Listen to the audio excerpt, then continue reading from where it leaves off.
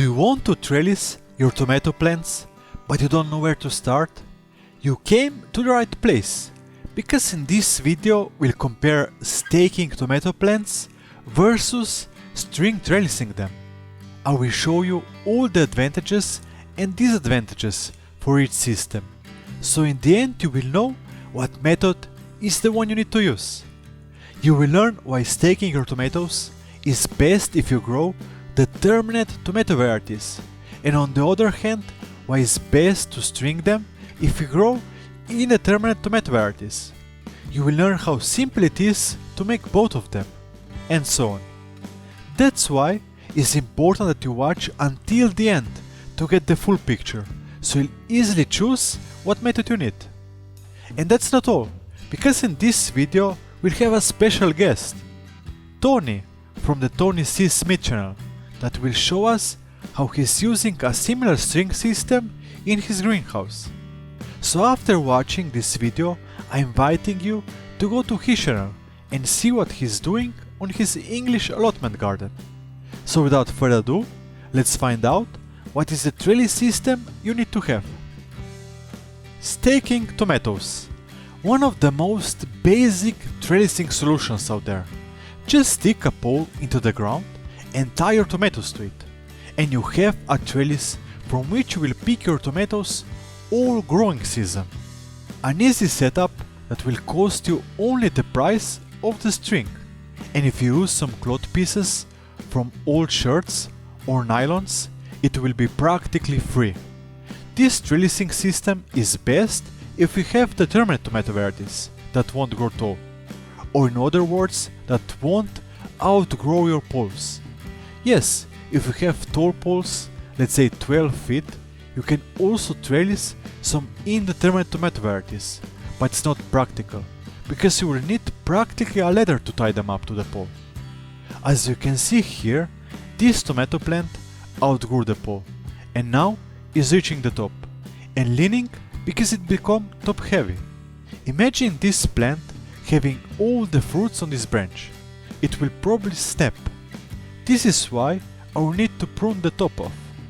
Yes, if you do that, it will probably sprout some side branches, but this is not our main goal. By having small, determinate varieties, it's more easy to manage them, but there is another reason why this trellising method shines in comparison to the string trellis method, and that's because when having determinate tomatoes, you shouldn't prune them, and for that reason they will have a lot of side branches or suckers, and you can easily tie them up to the same pole. And you wouldn't be able to do that on a string trellis, but more on that later on in the video. Before I will show you how simple it is to build a string trellis system and use it, let me introduce you to Tony. He will show you how he prepared his trellis system and how sturdy it is holding many tomatoes. Here you go, Tony. Hello everybody, my name is Tony Smith on the Tony C. Smith channel. Big thank you to Jan for inviting me to come over onto Jan's channel and just give you a little kind of look around with my tomatoes and how I produce the tomatoes. To do that though, we have to go back a few months. So if we can just zip back. So I'm going to plant two in there, two of the ones, and I'm using buckets. So this is my idea, and the holes are cut out as well. Now why do I use buckets?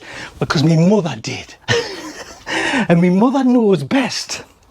And to be honest, we've had such fantastic results through the years using buckets, where you can concentrate your water down and you're not splashing it everywhere. You're getting all the feed that you give the plants, you're getting that in there as well, and it's just a nicer, tidier process. And like I say, we're still eating tomatoes from last year, the 4 pots in, and yeah, I know they're not level, or they're not straight anyways, but anyways, we'll get them in with my all allotment growers have got their secret mix there, so I'll get some of that in there.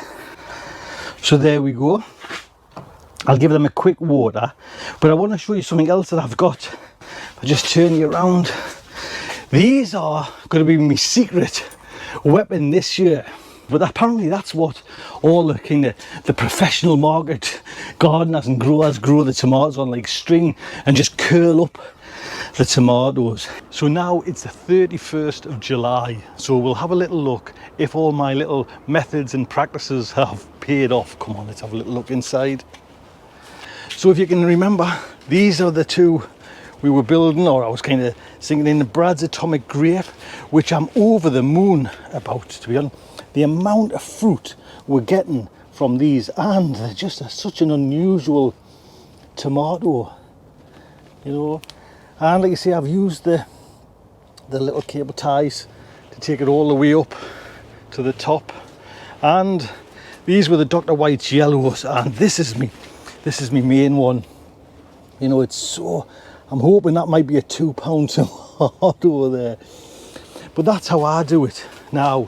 And like I say, with these, the strings, what a difference it's made. I'll just show you these ones. Now these were grafted tomatoes, and you get such a different amount of, you know, you can see it by my hand. These are some big tomatoes. So a big thank you to Jan. It's been fantastic. Thank you so much, Jan. And do pop over to my channel, Tony C. Smith, on YouTube, and you get to see my allotment. We've got some bees over there. I actually did the 3 sisters there with that sweet corn, the beans and the pumpkins. And like I say, it's all raised bed and no dig. So again, huge thank you to Jan for letting us come over, and I might see you later. Take good care. It was a pleasure, Tony, to have you here, and you're always welcome to come back whenever you like. So now let's talk about the advantages and disadvantages of the string trellis system in comparison to the staking method. Let me start with the disadvantages. The main one being the price. This trellis system can also be cheap, but if you want it to be effective and sturdy, you will need to make a solid structure that will hold your string trellis in place. This will set you back from 20 to 100 bucks. In comparison, my raised bed hoop house cost me around $100. Another disadvantage of this method is that you will need to prune your tomatoes to a single stem. This trellising method is practically useless if you have the terminate tomato plants with many side branches, because it would be hard to twine all the branches around the string to hold them in place. And that are basically all the disadvantages of this system that, in my opinion, are valid if you are on a low budget, or if your favorite tomatoes are from a determinate variety, but otherwise are negligible. One advantage of this trellis system is that you don't need to tie your tomatoes to it, but you just simply twine the string around it to hold it in place. And with the help of gravity and friction, your tomato plant will be secured, even if it's full of tomatoes, like mine. To twine them around, you choose a direction, meaning clockwise or counterclockwise, and follow it until the end. This is that simple that I can do it with one hand. I usually twine them around every 3rd day or so, when they grow a little bit. And I do that without the need of bringing some extra cord to my garden to tie them up. And don't worry, the string or twine won't damage the stem of your tomatoes. And the one advantage of this trellis method that I like the most is that you are not limited on the height of your tomatoes, even if you have a hoop house, like me. With a simple trick, you can extend the growing space of your tomatoes by a few feet, or more, depending on the length of your growing season.